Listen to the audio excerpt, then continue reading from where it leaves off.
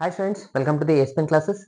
So PUC second year students की continuity and differentiability chapter ನ start ಮಾಡಿದೆ. Already continuity complete ಆಗಿ differentiability ದು ಒಂದು ವಿಡಿಯೋ ಆಲ್ರೆಡಿ ಕಂಪ್ಲೀಟ್ ಆಗಿದೆ. ಅಂದ್ರೆ 5.2 ಎಕ್ಸರ್ಸೈಸ್ ಕಂಪ್ಲೀಟ್ ಮಾಡಿದೆ ಸ್ಟೂಡೆಂಟ್ಸ್. ಸೊ ಇವತ್ತಿನ ದಿವಸ ನಾನು ಅದರದ ನೆಕ್ಸ್ಟ್ ಕಾನ್ಸೆಪ್ಟ್ ಆಗಿರುವಂತದ್ದು ಡೆರಿವೇಟಿವ್ ಆಫ್ ಇಂಪ್ಲಿಸಿಟ್ ಫಂಕ್ಷನ್ಸ್ ಇದನ್ನ ನಾನು ಡಿಸ್ಕಷನ್ ಮಾಡ್ತಾ ಇದ್ದೀನಿ. ಇದು ನಿಮ್ಮ ಆನ್ಯುವಲ್ ಎಕ್ಸಾಮ್ ಗೆ ಕನ್ಫರ್ಮ್ ಆಗಿ ಒಂದು 2 ಮಾರ್ಕ್ಸ್ ಬರುವಂತದ್ದು ಸ್ಟೂಡೆಂಟ್ಸ್. 100% ಫಿಕ್ಸ್ ಅಂತಾನೆ ಹೇಳ್ಬೋದು. ಯಾಕಂದ್ರೆ ಇಲ್ಲಿವರೆಗೂ ಎಷ್ಟು ಎಕ್ಸಾಮ್ ಆಗಿದೆ ಎಲ್ಲಾ ಪ್ರೀವಿಯಸ್ ಇಯರ್ ಕ್ವಶನ್ ಚೆಕ್ ಮಾಡಿ 2 ಮಾರ್ಕ್ಸ್ ಅಲ್ಲಿ ಒಂದು ಕ್ವಶನ್ ಇಂಪ್ಲಿಸಿಟ್ ಫಂಕ್ಷನ್ ಮೇಲೆನೆ ಕೇಳ್ತಾ ಇದ್ದಾರೆ. ಓಕೆ, ಸೊ ಈ ಇಂಪ್ಲಿಸಿಟ್ ಫಂಕ್ಷನ್ ಮೇಲೆ 5.3 ಅಲ್ಲಿ ಸ್ಟಾರ್ಟಿಂಗ್ ಅಲ್ಲಿ ಒಂದು 8 ಎಕ್ಸಾಂಪಲ್ಸ್ ಇದೆ. ಅದೆಷ್ಟು ಪರ್ಫೆಕ್ಟ್ ಮಾಡಿದ್ರೆ ಸಾಕು. ಅವು 8 ಎಕ್ಸಾಂಪಲ್ ನ ಇವತ್ತಿನ ದಿವಸ ನಾನು ಸಾಲ್ವ್ ಮಾಡ್ತಾ ಇದ್ದೀನಿ. ಅದು ಒಂದು ಈಸಿಯೆಸ್ಟ್ ಮೆಥಡ್ ಇಂದ. ಓಕೆ, ಮೊದಲು ತಿಳ್ಕೊಳ್ಳೋಣ ಏನಿದು ಇಂಪ್ಲಿಸಿಟ್ ಫಂಕ್ಷನ್ ಅಂತಂದ್ರೆ. ಇಂಪ್ಲಿಸಿಟ್ ಫಂಕ್ಷನ್ ಅಂದ್ರೆ ಫ್ರೆಂಡ್ಸ್ ಇಲ್ಲಿ ಎರಡು ಎಕ್ಸಾಂಪಲ್ ತಗೊಂಡಿ ನಾವು. ಇಲ್ಲೊಂದು ಎಕ್ಸಾಂಪಲ್ ಇದೆ, ಹಾಗೆ ಇಲ್ಲೊಂದು ಎಕ್ಸಾಂಪಲ್ ಇದೆ. ಸೊ ಈ ಎರಡು ಕ್ವಶನ್ಸ್ ಅನ್ನ ಅಬ್ಸರ್ವ್ ಮಾಡ್ತಾ ಹೋದ್ರೆ ಈ ಒಂದು ಕ್ವಶನ್ ಅಲ್ಲಿ ಏನ್ ಡಿಫರೆನ್ಸ್ ಇದೆಯಪ್ಪ ಅಂದ್ರೆ ನಾವು ಇದನ್ನ y is equals to separate ಆಗಿ ಬರೀಬಹುದು student.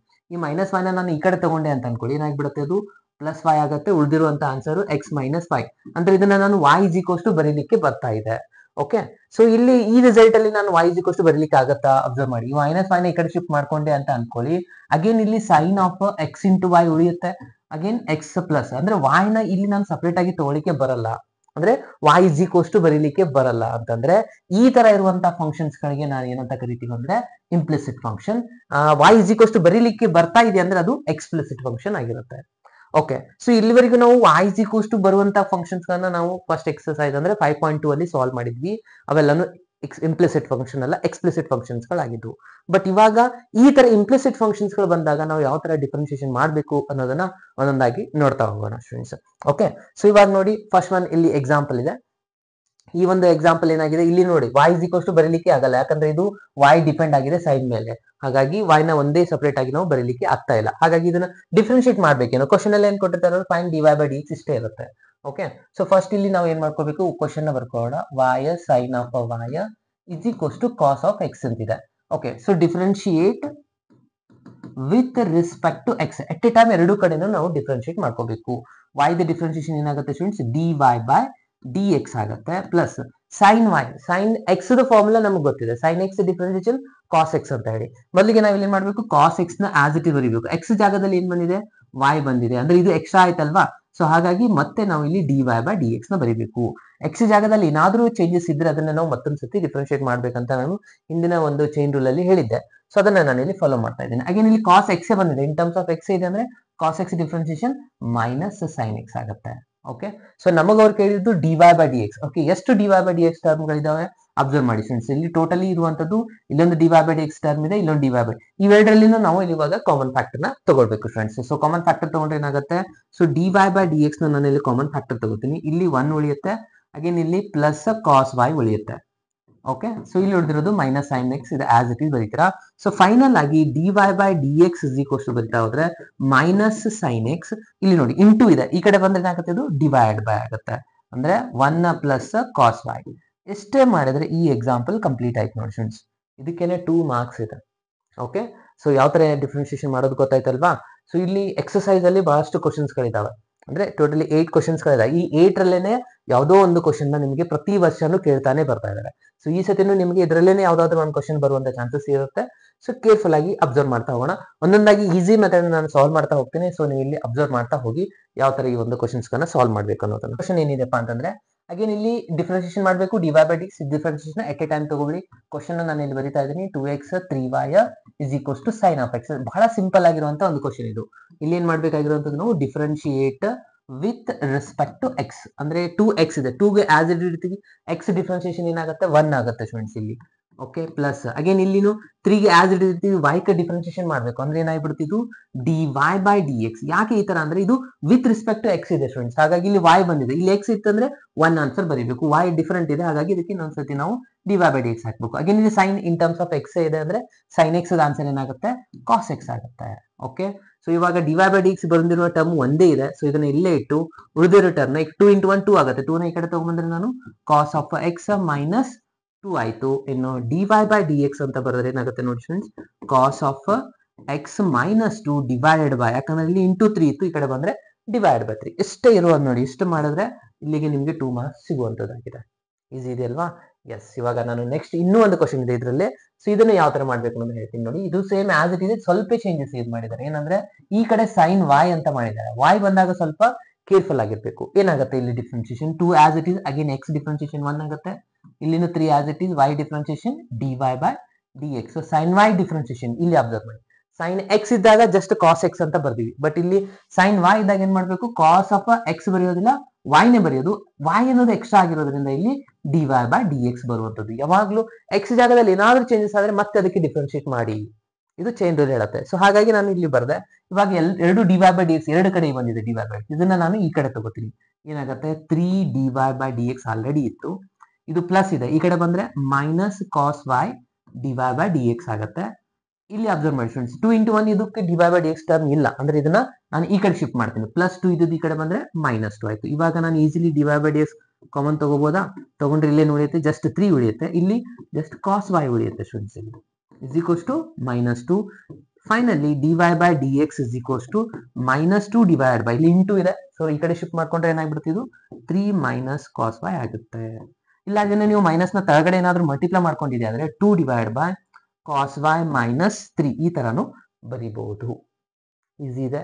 S, so first starting ಎರಡು ಸಿಂಪಲ್ ಕ್ವಶನ್ ಕೊಟ್ಟಿದ್ರು. ಇವಾಗ ಥರ್ಡ್ ಒನ್ ಕ್ವಶನ್ ನೋಡಿ ಏನಿದೆ.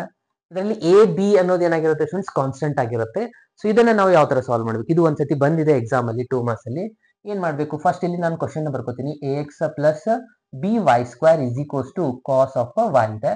ಸೊ ಇಲ್ಲಿ ನಾವು differentiate with respect to X ನ ಮಾಡ್ಕೋಬೇಕು. ಎ ಇದೆ, A as it is, X differentiation 1 ಆಗುತ್ತೆ. Again B as it is. ಇಲ್ಲಿ ಇಂಪಾರ್ಟೆಂಟ್ ಇದೆ ನೋಡಿ, ವೈ ಸ್ಕ್ವೇರ್ ಡಿಫರೆನ್ಸಿಯೇಷನ್ ಏನಾಗುತ್ತೆ, ವೈ ಸ್ಕ್ವೇರ್ ಅಂತೂ ಇಲ್ಲ, ಬಟ್ ಎಕ್ಸ್ ಸ್ಕ್ವೇರ್ ಡಿಫರೆನ್ಸಿಯೇಷನ್ ನಮ್ಗೆ ಗೊತ್ತಿದೆ. ಎಕ್ಸ್ ಸ್ಕ್ವೇರ್ ಡಿಫರೆನ್ಸಿಯೇಷನ್ ಏನಾಗುತ್ತೆ, 2x ಆಗುತ್ತೆ. ಅಂದ್ರೆ ಇದನ್ನು ಅದೇ ತರನಾಗಿ ಬರ್ಕೋಣ. 2x ಬರೆಯೋ ಆಗಿಲ್ಲ, ಎಕ್ಸ್ ಜಾಗದಲ್ಲಿ ಏನ್ ಬಂದಿದೆ, y ಬಂದಿದೆ, ಅಂದ್ರೆ y ಎಕ್ಸ್ಟ್ರಾ ಆಯ್ತಲ್ವಾ. ಓಕೆ, ಸೊ y ಎಕ್ಸ್ಟ್ರಾ ಆದ್ರೆ ಅದಕ್ಕೆ ನಾವು ಮತ್ತೊಂದ್ಸತಿ ಡಿಫರೆನ್ಶಿಯೇಟ್ ಮಾಡಬೇಕು dy by dx. ಬಾ ಫ್ರೆಂಡ್ಸ್ ಏನ್ ಮಾಡಿದ್ರೆ ಮತ್ತೆ y ಸ್ಕ್ವೇರ್ ಬರೀತಾರೆ, ಅಲ್ಲ y ಸ್ಕ್ವೇರ್ ಎಕ್ಸ್ಟ್ರಾ ಇಲ್ಲ, y ಅನ್ನೋದು ಮಾತ್ರ extra. X square formula 2x, x ಜಾಗದಲ್ಲಿ y ಬರ್ದಿದೆ, ನಾನು y ನ ಮತ್ತೊಂದ್ಸತಿ ಇಲ್ಲಿ ಬರ್ಕೊಂಡಿದ್ವಿ. ಅಗೇನ್ ನೆಕ್ಸ್ಟ್ ಕಾಸ್ y ಇದೆ, so cos differentiation minus sine of y ಆಗುತ್ತೆ. ಮತ್ತೆ y ಎಕ್ಸ್ಟ್ರಾ ಬಂದಿರೋದ್ರಿಂದ ಇದು dy by dx ಆಗುತ್ತೆ ಫ್ರೆಂಡ್ಸ್. ಅರ್ಥ ಆಯ್ತಲ್ವಾ. ಯಾವಾಗೆಲ್ಲ ನಮ್ದು original formula in terms of X ಇದೆಯಲ್ಲ, ಅದು ಬಿಟ್ಟು ಬೇರೆ y ಬಂತು ಇಲ್ಲ ಏನೋ ಬೇರೆ ಬಂತು ಅಂದ್ರೆ ಮತ್ತೆ ಅದಕ್ಕೆ as it is formula apply ಮಾಡಿ ಹಾಗೆ ಎಕ್ಸ್ಟ್ರಾ ಪಾರ್ಟ್ ನ ಮತ್ತೊಂದ್ಸತಿ ಡಿಫ್ರೆನ್ಶಿಯೇಟ್ ಮಾಡ್ಕೋಬೇಕು. ಇವಾಗ ಇದು a ಇಂಟು 1 a ಆಗುತ್ತೆ.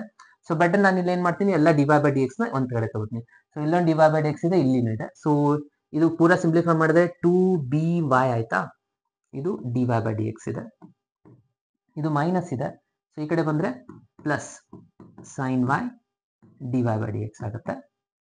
ಇದು 1 a ಇಂಟು 1 ಅಂದ್ರೆ ಮೈನಸ್ ಈ ಕಡೆ ಬಂತು. ಸೊ ಇವಾಗ ಅಗೇನ್ ನಾನು dy by dx ನ ಕಾಮನ್ ತಗೊಂಡ್ಬಿಟ್ರೆ ಉಳಿಯುತ್ತೆ friends 2by plus sine y, correct ಅಲ್ವಾ.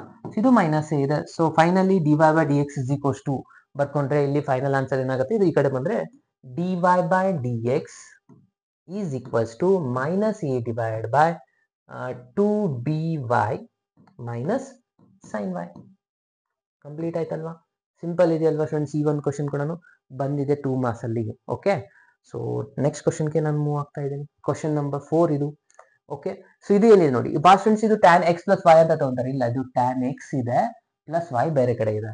ಓಕೆ, ಸೊ ಇವಾಗ ಇದಕ್ಕೆ ನಾವು ಡಿಫ್ರೆನ್ಶಿಯೇಟ್ ಮಾಡ್ಕೋಬೇಕು. ಏನಿದೆ question, x y plus y square is equals to tan of x plus y. tan x plus y ಅಲ್ಲ, ಇದು tan x plus y. Okay, so ಇವಾಗ differentiate ಮಾಡ್ಕೋಬೇಕು. ಇವಾಗ ಇದಕ್ಕೆ differentiate with respect to x. Okay, starting ಅಲ್ಲಿ differentiation ಮಾಡ್ಕೋಬೇಕಂದ್ರೆ ಇಲ್ಲಿ careful ಆಗಿ ಅಬ್ಸರ್ವ್ ಮಾಡ್ತಾ ಹೋಗಿ. ಎಕ್ಸ್ ಇಂಟು y ಇದೆ ಫ್ರೆಂಡ್ಸ್, ಕರೆಕ್ಟಾ. ಅಂದ್ರೆ ಎರಡು ವೇರಿಯೇಬಲ್ ಬಂದಿದೆ, ಎರಡು ವೇರಿಯೇಬಲ್ ಮಧ್ಯದಲ್ಲಿ ಇಂಟು ಸೈನ್ ಇದ್ರೆ ಇಲ್ಲಿ ಯು ಇಂಟು ವಿ ಫಾರ್ಮುಲಾ. ಏನಿದೆ U into V formula. So ನಾನು ಇಲ್ಲಿ ಮೊದಲಿಗೆ ಯು ಇಂಟು ವಿ ಫಾರ್ಮುಲಾ ಬರೀತೀನಿ. U into V whole dash is equals to U V dash plus V U dash. ಯಾವ್ದಾದ್ರು ಒಂದನ್ನ ಡಿಫ್ರೆನ್ಶಿಯೇಟ್ ಮಾಡಿ, ಒಂದನ್ನ ಆಸ್ ಇಟ್ ಇಸ್ ಇಡಿ. ಅಂದ್ರೆ ನಾನು ಇದಕ್ಕೆ ಯು ಅಂತ ತಗೊಂಡೆ ಅನ್ಕೊಳ್ಳಿ, ಇದಕ್ಕೆ ವಿ ಅಂತ ತಗೋತೀನಿ. ಸೊ ಇವಾಗ ಇದನ್ನ ಫಾರ್ಮುಲಾ ಅಪ್ಲೈ ಮಾಡೋಣ. ಏನಿದೆ formula, you x as it is ಇಡೋಣ, ವಿದು ಡಿಫ್ರೆನ್ಶಿಯೇಷನ್ ಮಾಡಿದ್ರೆ dy by dx ಆಗುತ್ತೆ, ಕರೆಕ್ಟ್ ಅಲ್ವಾ. ಸೊ ಇದನ್ನ ನಾನು ಸ್ವಲ್ಪ ಬ್ರಾಕೆಟ್ ಅಲ್ಲಿ ಹಾಕಿ ಬರೀತೀನಿ. ಓಕೆ, ಸೊ ಫಸ್ಟ್ ಇಲ್ಲಿ ಏನಿದೆ ಫ್ರೆಂಡ್ಸ್, ಎಕ್ಸ್ ಇತ್ತು. ಸೊ y ಗೆ ನಾನು ಡಿಫ್ರೆನ್ಶಿಯೇಟ್ ಮಾಡಿದ್ರೆ dy by dx ಆಯ್ತು. ಓಕೆ, ನೆಕ್ಸ್ಟ್ ಪ್ಲಸ್ ಇವಾಗ v ನ ಆಸ್ ಇಟ್ ಇಸ್, ಅಂದ್ರೆ y ಇದೆ ಇಲ್ಲಿ v. ಸೊ y ನ as it is, x differentiation ಏನಾಗುತ್ತೆ 1 ಆಗುತ್ತೆ. ಸೊ ಇದು u ಇಂಟು ವಿ ಕಂಪ್ಲೀಟ್ ಆಯ್ತಾ. Next plus again y square ಇದೆ ಫ್ರೆಂಡ್ಸ್. ವೈ ಸ್ಕ್ವೇರ್ ಡಿಫ್ರೆನ್ಸಿಯೇಷನ್ ಏನಾಗುತ್ತೆ 2x ಅಂದ್ರೆ ಎಕ್ಸ್ ಸ್ಕ್ವೇರ್ ಫಾರ್ಮುಲಾ 2y ಆಗುತ್ತೆ. Again y extra part dy by dx is equals to tan x. tan x differentiation ಏನಾಗುತ್ತೆ sec square x plus again y ಇದೆ. So ಹಾಗಾಗಿ ಇಲ್ಲಿ ಏನಾಯ್ತು dy by dx.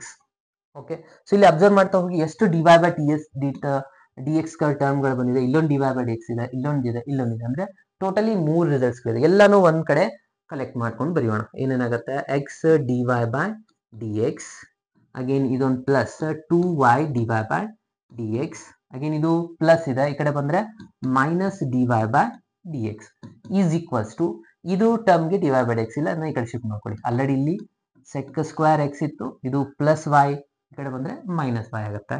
So ಇವಾಗ totally ನಾನು dy by dx ನ common factor ತಗೊಂಡ್ರೆ ಇಲ್ಲಿ ಏನು ಉಳಿಯುವಂಥದ್ದು ಎಕ್ಸ್ ಪ್ಲಸ್ 2y ಉಳಿಯುತ್ತೆ ಸ್ಟೂಡೆಂಟ್ಸ್ ಇಲ್ಲಿ. ಅಗೇನ್ ಇಲ್ಲಿ ಮೈನಸ್ 1 ಉಳಿಯುತ್ತೆ, ಇಲ್ಲಿ ಉಳಿದಿರುವಂತ ಆಸ್ ಇಟ್ ಈಸ್ ಇದೆ. ಸೊ ಇದನ್ನ ಆಸ್ ಇಟ್ ಈಸ್ ಬರ್ಕೊಳ್ಳೋಣ. ಫೈನಲ್ ಆಗಿ dy by dx is equals to, so ಇದು ಪೂರ ಈ ಕಡೆ ಶಿಫ್ಟ್ ಮಾಡ್ಬೇಕಂತ ಅರ್ಥ. ಅಂದ್ರೆ sec square x minus y divided by x plus 2y minus 1. ಎಷ್ಟು ಮಾಡಿದ್ರೆ ಈ ಎಕ್ಸಾಂಪಲ್ ಕಂಪ್ಲೀಟ್ ಆಯ್ತು. ಸೊ ನೋಡಿ ಎಷ್ಟು ಸಿಂಪಲ್ ಇದೆ ಕ್ವಶನ್ ಅಲ್ವಾ. ಓಕೆ, ಇಷ್ಟು ಸಿಂಪಲ್ ಇರುವಂತ ಕ್ವಶನ್ ಕೇಳ್ತಾರೆ. ಇದು ಬಂದಿದೆ ಆಲ್ರೆಡಿ ಆನ್ಯುವಲ್ ಎಕ್ಸಾಮ್ ಅಲ್ಲಿ ಫ್ರೆಂಡ್ಸ್, ಈ ತರ ಇರುವಂತ ಕ್ವಶನ್ಸ್ಗಳು. ಓಕೆ, ಸೊ ನೆಕ್ಸ್ಟ್ ಕ್ವಶನ್ಗೆ ಮೂವ್ ಆಗೋಣ ಫ್ರೆಂಡ್ಸ್. ನೆಕ್ಸ್ಟ್ ಕ್ವಶನ್ಗೆ ಹೋಗೋಣ. So next one question number 5. ಇದು ಸ್ವಲ್ಪ ಇಂಪಾರ್ಟೆಂಟ್ ಇದೆ. ಸೊ ಅಗೇನ್ ಆನ್ಯುವಲ್ ಎಕ್ಸಾಮ್ ಅಲ್ಲಿ ಬಂದಿರುವಂತ ಕ್ವಶನ್ ಆಗಿದೆ. ಸೊ ಇದಕ್ಕೆ ಏನ್ ಮಾಡ್ಕೋಬೇಕು first X square plus X into Y plus Y square is equals to 100 ಇದೆ. ಸೊ ಇದಕ್ಕೆ ಡಿಫ್ರೆನ್ಶಿಯೇಟ್ ಮಾಡ್ತಾ ಹೋಗೋಣ. ಅಂದ್ರೆ differentiate with respect to X ಏನಾಗುತ್ತೆ X square differentiation in terms of X ಇದ್ರೆ ಡೈರೆಕ್ಟ್ ಆಗಿ ಎಕ್ಸ್ ಸ್ಕ್ವೇರ್ ಡಿಫ್ರೆನ್ಸಿಯೇಷನ್ 2x ಆಗುತ್ತೆ. Again ಇಲ್ಲಿ u into V formula already ನಾವು ಅಪ್ಲೈ ಮಾಡಿದ್ವಿಲ್ಲ. X as it is y the differentiation dy by dx plus ಇವಾಗ y as it is x differentiation ಏನಾಗುತ್ತೆ 1 ಆಗುತ್ತೆ. Plus again y square differentiation 2y, again ಇಲ್ಲಿ dy by dx ಬರುತ್ತೆ. 100 ಇದೆ, 100 differentiation constant, any constant answer 0 ಬರುತ್ತೆ.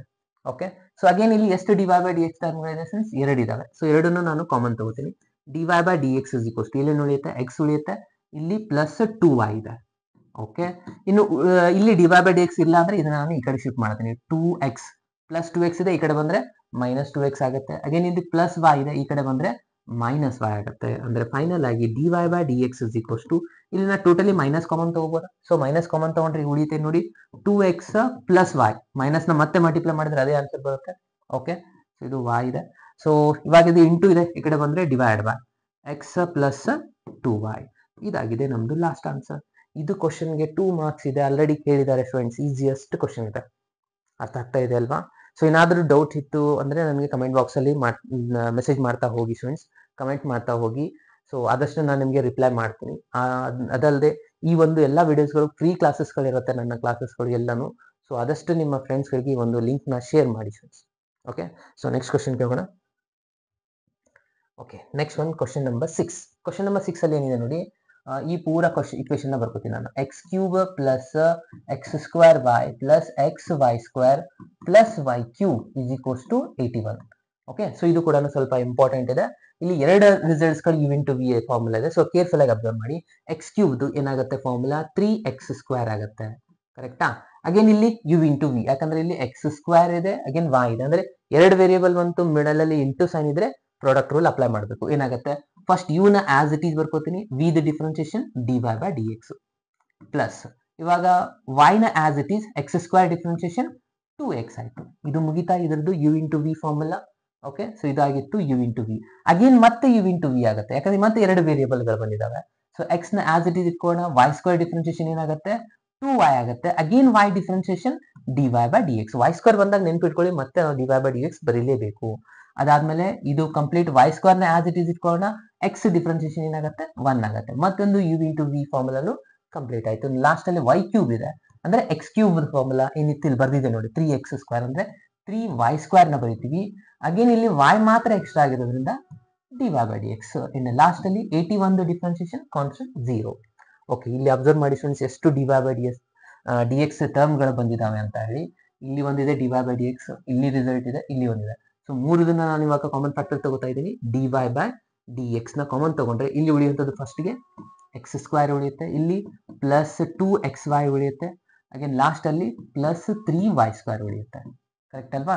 ಇನ್ನು ಯಾವ್ಯಾವ ಟರ್ಮ್ಗಳಿಗೆ dy/dx ಟರ್ಮ್ಗಳು ಇಲ್ಲ ಅದನ್ನ ಈ ಕಡೆ ಶಿಫ್ಟ್ ಮಾಡೋಣ. ಇದು ಪ್ಲಸ್ ಇದೆ, ಈ ಕಡೆ ಬಂದ್ರೆ -3x².